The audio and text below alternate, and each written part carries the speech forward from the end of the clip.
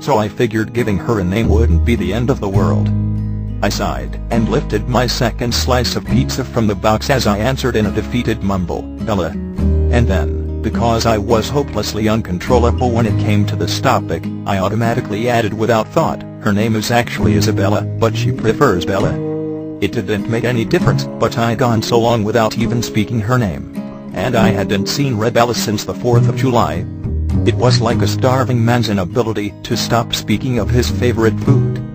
Her eyes once again flashed in that peculiar fashion as she discarded the box beside her and turned to me imploringly. "Show her to me?" she begged once again, reaching for the sketchbook and holding it out to me uncertainly. She wanted me to show her this part of myself. She didn't want to stumble across it by accident. I was incapable of denying her request, being the starved man that I was. I deposited my partially eaten slice of pizza into the box, and took the sketchbook from her hands. I opened to the first page and she scooted close to me, closer than I was used to, and after a moment, gingerly placed her head on my shoulder. It was awkward, and temporarily staggered me. It was the closest thing to affection we had experienced since I'd arrived. I took care of her and touched her when I had to drag her drunk ass into bed, but there was no fondness whatsoever in our interactions, only necessity. It was almost like we had somehow lost the humanity that made that kind of interaction possible. Maybe my father was the source of hers. Maybe Bella was the source of mine. I filed it away for further contemplation, as we both gazed down at the face on the paper. "She likes to cook," I offered timidly, because even though I'd only drawn her comfortable expression, the moment I stolen it from was the evening she had cooked for us in Carlisle's kitchen. My mother lifted her hand and fingered the fine indentations of the lines of her face. "She's very beautiful, Edward," she sighed in contentment. Contentment. I darted my eyes to her face, and they widened in shock at the smile she wore. It was an unbelievable expression of satisfaction, one that didn't eclipse the vacancy in her eyes, but at the very least, matched it. And that was a big fucking deal.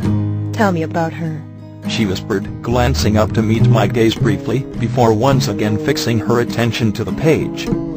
I was so appallingly pleased with her happiness that I couldn't not.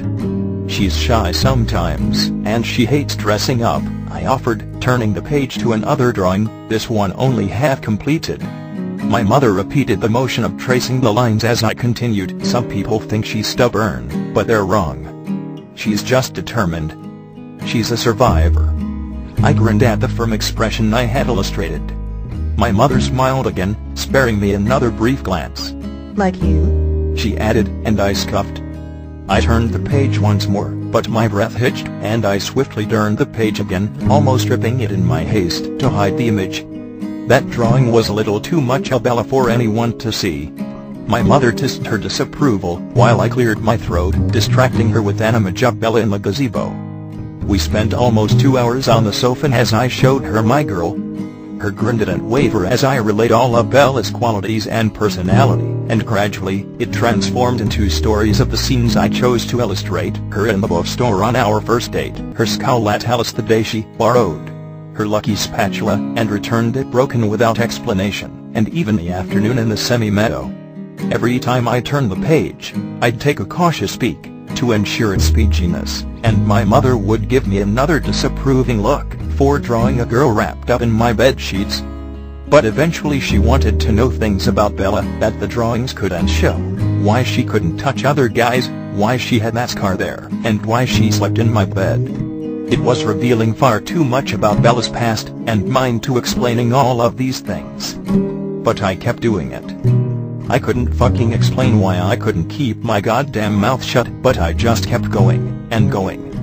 With every answer I gave, she had 3 more questions, and, because they were about my girl, I just kept answering them. It felt wrong. Not only mixing the oil and water, but revealing these private details of Bella's past to someone who didn't even know her. But it also felt so good to talk about her, and the constant emergence of my mother's unfamiliar smile only encouraged my willingness. Eventually, the pizza was cold, and my mother knew pretty much everything about my girl. At some point during the discussion, she had taken my hand in hers, and was now spinning the bronze ring around on my finger. "So, what happened?" she asked, her smile wavering until it had transformed into a tight line that forced my lips to mimic them. Why aren't you with your Bella? She whispered, still rotating the ring around my finger.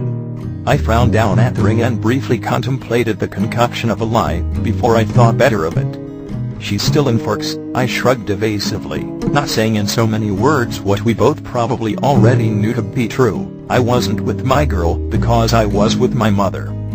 It was silent for a moment as the ring glided around my flesh until my mother abruptly shoved my hand away, pushing off of my shoulder, and meeting my gaze with furious eyes. You fool. She shouted in such an uncommon display of rage that I winced and recoiled. Her nostrils flared, and her fisted hands shook, either from fury or the effects of her 6-hour sobriety. I wasn't certain. I'd expected her guilt and remorse and downward spiral, but not anger. Her chest heaved as she seated at me and stood from the sofa defiantly. You had everything, and you threw it all away for this. She yelled at the same time that she gestured to the room. I couldn't fucking believe the nerve. Well, the apple doesn't fall far from the lunatic tree, does it? I snarled resentfully, my anger quickly replacing my content Bella moment. Thanks a fucking lot.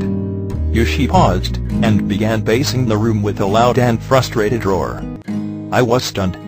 It was the most blatant show of emotion she'd made since I'd arrived. Suddenly she spun to face me, her eyes shining with tears as she continued trembling before me. You just don't get it, do you? She growled. I gaped up at her from the sofa, incredulous.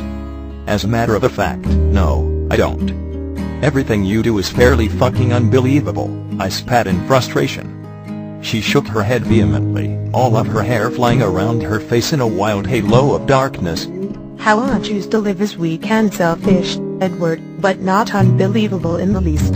She insisted, and I shook my head in disagreement. That's a bullshit cop-out.